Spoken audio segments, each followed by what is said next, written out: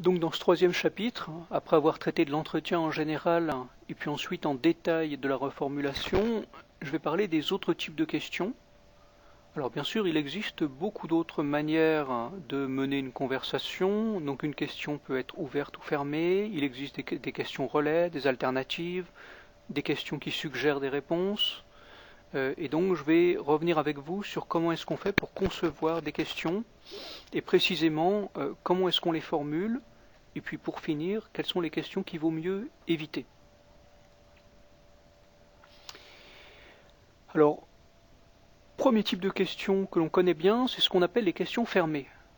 Alors les questions fermées, c'est quand vous proposez, vous dites à la personne, répondez par oui ou par non. Alors, il y a des questions fermées, un peu moins fermées, c'est est-ce que vous avez fait ceci ou cela, est-ce que vous pensez que, pouvez-vous faire ceci, ou alors éventuellement, bien sûr, plusieurs choix. Alors, les questions fermées, c'est pas vraiment l'idéal pour créer un échange avec votre correspondant. Par contre, l'avantage, c'est que ça va très vite. Alors, le problème quand vous réalisez un entretien avec des questions fermées, c'est que la question qui se pose finalement, c'est pourquoi ne pas faire un questionnaire? Le questionnaire a l'avantage d'être encore plus rapide que le fait de rencontrer quelqu'un. Donc vous perdez moins de temps et en plus vous pouvez poser 10 questionnaires pendant le même temps que vous utilisez pour faire 2 entretiens. Deuxième type de questions relativement fermées, c'est des questions précises. Donc qui a fait cela, quand, où, combien, comment. Donc là on le voit, c'est des questions qui sont très précises. Le problème, c'est que finalement, on ne fait pas vraiment un entretien, mais on fait plutôt un interrogatoire, en quelque sorte. Donc d'une certaine manière, ça ne fait pas vraiment partie de ce qu'on appelle des entretiens.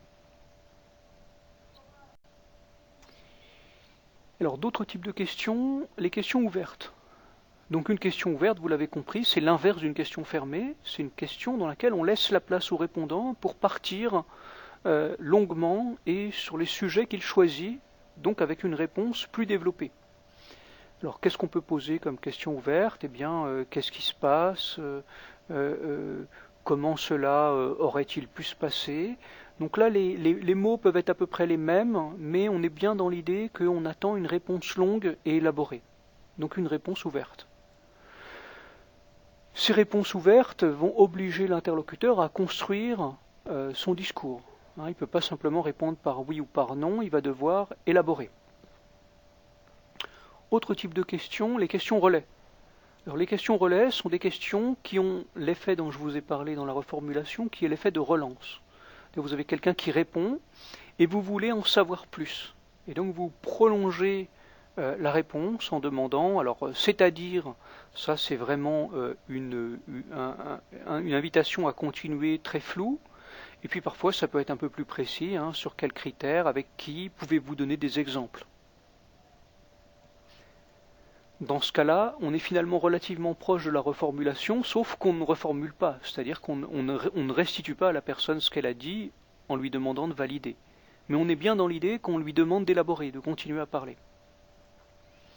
Alors ces questions-là, bien sûr, facilitent la discussion, c'est le but, c'est d'essayer d'enrichir et de développer, de creuser un sujet. Alors, un autre conseil, j'ai encore 2 conseils à vous donner avant la fin de ce chapitre. Le premier, c'est qu'il faut faire attention aux questions que vous posez. Il y a des questions qui sont un peu des questions qui tuent. Donc une question qui tue typique, c'est la question pourquoi. Donc la question pourquoi avez-vous épousé cette femme? C'est des questions qui en général vont plonger votre interlocuteur dans la perplexité, vont amener tout un tas de questionnements profonds. Parfois, il va se sentir remis en question. Et donc, en général, ce sont des questions à éviter. Parce que c'est quasiment philosophique, à la limite. Donc, préférez des questions plus précises, et donc qui mettent votre interlocuteur en situation de ne pas se remettre en question. Et surtout, bien entendu, utilisez la reformulation. La reformulation est pratiquement toujours la meilleure chose à faire quand vous voulez écouter quelqu'un jusqu'au bout pour comprendre sa position. Dernier point sur lequel je voudrais attirer votre attention, c'est le fait que l'expression est plus riche que simplement des mots. Et donc c'est tout l'intérêt de l'entretien, c'est qu'on a la personne en face de soi. Et donc n'oubliez pas, quand vous avez votre fils qui vous dit papa, tous mes camarades ont un vélo, il faut s'interroger sur le sens de ce qu'il dit. Donc on va voir par exemple quelle est finalement la situation qu'il est en train de vivre.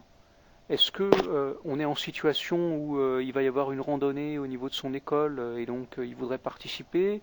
Est-ce qu'au contraire il voudrait en fait qu'on lui prête un vélo, ou il attend un cadeau de Noël? Bref, il faut comprendre ce qu'il y a autour. Deuxième chose, il y a des expressions indirectes. Donc concrètement, la personne elle va avoir une certaine attitude, elle va pouvoir être souriante ou pas. Elle va pouvoir avoir un ton plus ou moins joyeux ou triste. Et ça fait partie des choses que l'on doit reformuler également.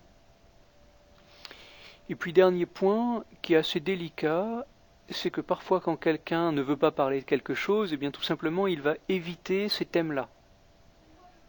Et donc là, c'est beaucoup plus subtil, parce que quand vous faites de la reformulation, vous ne pouvez reformuler que ce que la personne a dit. Et donc l'idée de la reformulation, c'est qu'à force d'écouter la personne, elle va finir par en venir toute seule aux thèmes qui sont délicats. Ceci dit, parfois, il faut quand même faire attention à des évitements qui peuvent exister, et donc prendre du temps pour essayer d'aller chercher en fait ce que justement l'interlocuteur cherche à ne pas dire. Dernier conseil, c'est la sagesse grecque qui le dit, il faut se connaître soi-même. Donc il faut faire très attention en situation d'entretien, vous êtes en face de l'interlocuteur. Si vous projetez vos opinions, vos croyances ou vos valeurs, vous allez influencer la réponse. Et il faut être bien conscient que vous avez une certaine image et que cette image va déterminer en fait les réponses que vous allez induire. Enfin, un dernier conseil, quand vous pouvez enregistrer vos entretiens, et donc c'est extrêmement intéressant de le faire, et donc je vous recommande de le faire absolument, il faut vous réécouter. Et donc c'est la meilleure manière d'apprendre à faire de bons entretiens, et c'est quelque chose qui prend beaucoup de temps à apprendre, c'est de le réécouter, et en général quand on se réécoute, on se dit ah oui tiens là j'ai pas posé la bonne question. Et donc à force, on finit par trouver la manière dont il faut se positionner. Voilà, donc je vais vous proposer maintenant un dernier chapitre de conclusion où je balayerai les divers types d'entretiens et puis je vous ferai un peu une présentation globalement de ce que coûte cette démarche de collecte de données.